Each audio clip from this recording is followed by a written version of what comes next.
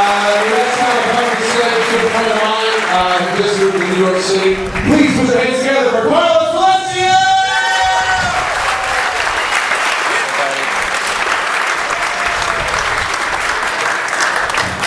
One more time for Mike and Gilbert, everybody. Give them another hand. Come on. Funny motherfucker. How you guys doing? All right? All right? Everything good? All right, good. I'll tell you that, like Mike mentioned this already. I moved to New York. I used to live in Atlanta. I moved to New York. I hate it. It sucks. But I'm trying to adapt. I'm trying to be a better New Yorker, you know? So I'm trying to, you know, eat more bagels, be a bigger asshole, that sort of thing. Trying to keep up with the news in New York. Here's something that happened in New York recently. I don't know if it was national news. If you ask a New Yorker, it is, because apparently anything that happens in New York is national news, because they're assholes. But I will tell you about it. The St. Patrick's Day parade happened a few weeks ago. And there was some controversy because they were not allowing homosexual groups to be in the St. Patrick's Day parade, right? Which doesn't make any sense to me, because I can't think of an event much gayer than a parade. Whereas I let the gays be in that shit. They'll own it. They'll make it fabulous. That doesn't make any sense to me. That's kind of like having a no faggots rule in your butt fucking competition. Right? It's like, oh no, I don't want these gays queering up my sodomy festival. It doesn't make any sense. But then the way they try to justify it was trying to say, well, no, it's a St. Patrick's Day parade. It's about Irish pride. It's about our heritage, which makes absolutely less sense to me. Because I don't get why you be proud of heritage. Because it's just what your ancestors did. Doug's talked about this. They did that shit. You didn't do shit. Just because you're Italian doesn't mean that you sailed the seas with Columbus in 1492. Right? Just because you're Irish doesn't mean you invented alcoholism. Just because you're Greek doesn't mean you invented butt fucking. Right? That's the second butt fucking reference. You're welcome. I saw this when I first moved to New York. There was a t-shirt shop in Times Square, and one of their t-shirts said, "Welcome to America, now learn the language." I'm sure you've seen this shirt, right? I wasn't shocked to see it, but it was kind of surprising to see it in New York, because it's probably one of the few places where you can get a shirt that says, "Welcome to America, now learn the language," from someone that actually doesn't know the language, right? But I guess that's just capitalism. You just sell your soul, whatever. I actually kind of agree with the whole concept, because I like English. I love it. I think English is the best language. I do. Like, I don't know if you guys knew this. English is so awesome that England named its whole country after it. Did you guys know that? Yeah. It's a little history lesson for you guys. I'll tell you what I like about the English language is that we have phrases in English that they don't have in other languages. Like, for example, knock on wood. That's familiar with knock on wood, right? You say something, you don't want to jinx it, knock on wood, right? Well, they don't have that phrase in other languages, which kind of explains to you why so much bad shit happens all over the world.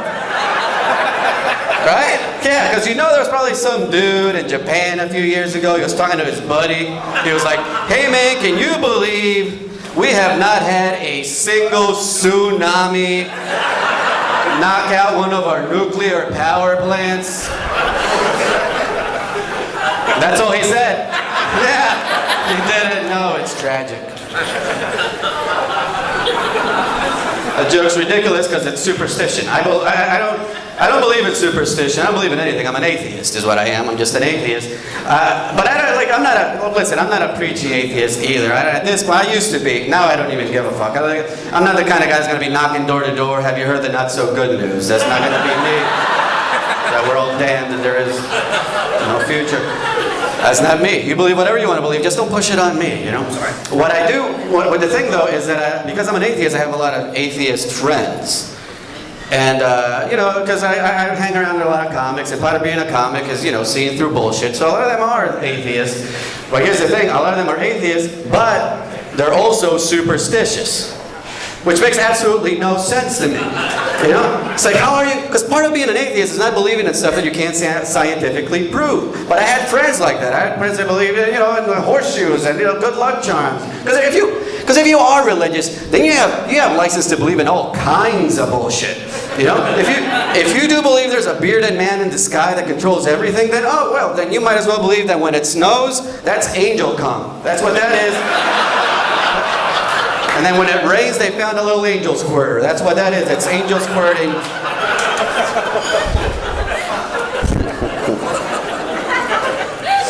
Here's something, I've been doing comedy for about almost 9 years now, and here's something I've been trying out lately, is trying to be a better comic. I probably should have tried this about 8 years ago, but here's what I heard. I heard if you want to be a better comic, you got to show vulnerability. Yeah. I'm not really sure what that means, but I think it means you make yourself look like an idiot and then people can relate to you, you know? So you tell embarrassing shit. So I'm gonna share a couple of things with you guys. Here's one of them. I was once doing the oral sex on a lady. You guys familiar with the oral sex? You know what the oral sex is, right? I was doing the oral sex on but here's the thing. I went down on this chick not knowing that she was on her period. Yeah, boy, was my face red. Yeah, there you go. You tell that one at church on Sunday. Take that one home.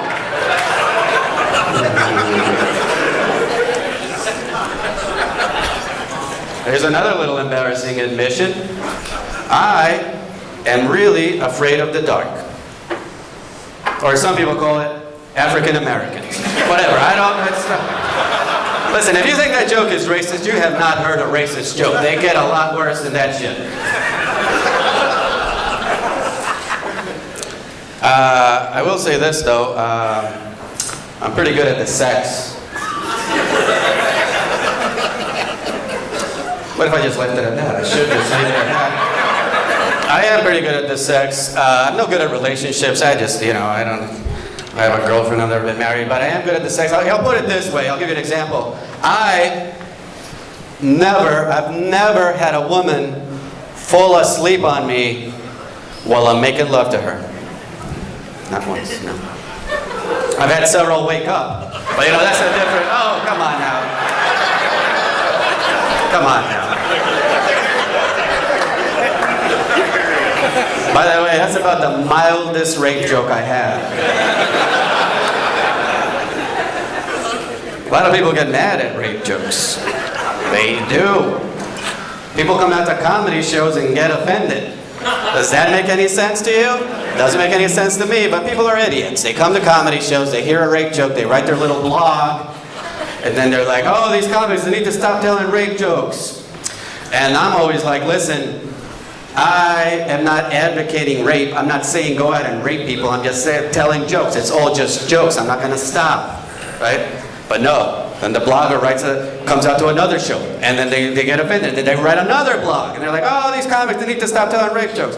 And then again, I'm like, no, I'm not going to stop. But it's a recurring thing. So 6 months later, somebody else comes out to a comedy show, gets offended, writes a little blog. Hey, comics, stop telling rape jokes. And I'm like, listen, rape joke blogger, no means no. If anybody should know this, should be you.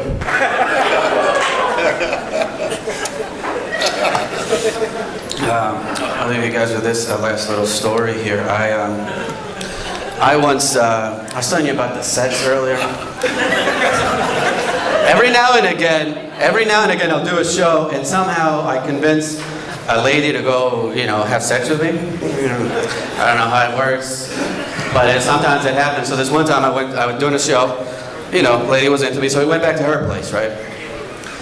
We get naked, and we're doing the sex there,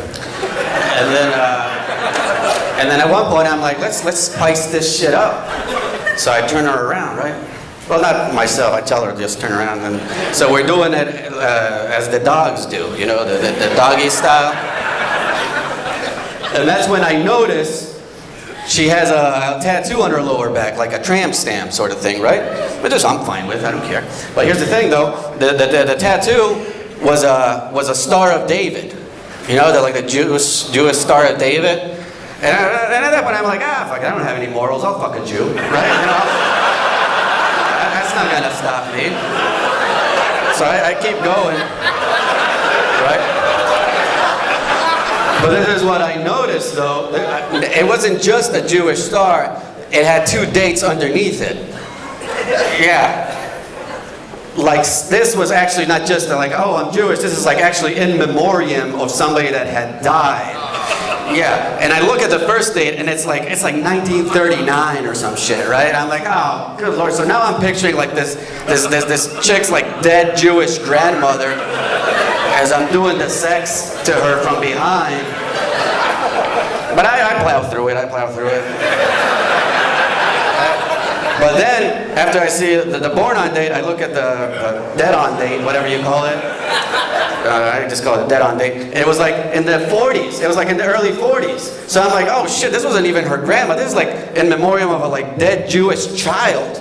Right? So now I'm picturing a dead Jewish child as I'm like doing the sex on her from behind. And I was like, oh, Jesus.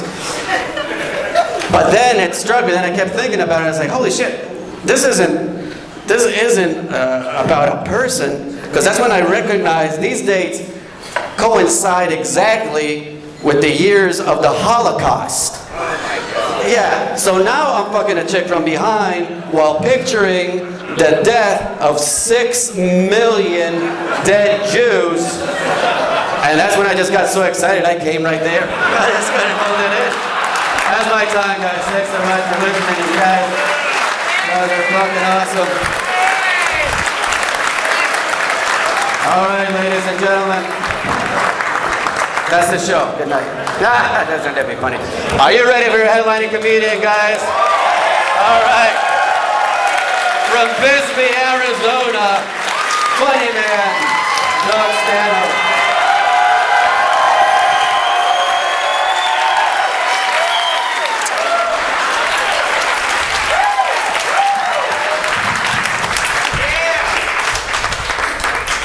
The funny image in my head when I heard that joke was you carrying her body around afterwards. Oh, with that tattoo, she can't be buried in a Jewish cemetery.